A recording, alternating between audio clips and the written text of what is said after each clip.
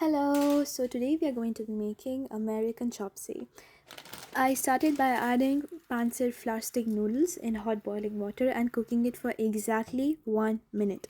Now it may be slightly undercooked, but that's fine because we are going to be frying it and later on.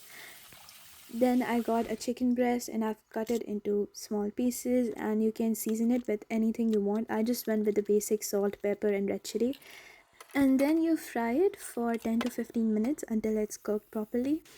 For the sauce, I've taken some oil, added some ginger garlic paste, green chili, onion, capsicum, and a bunch of other stuff which I have listed in the description.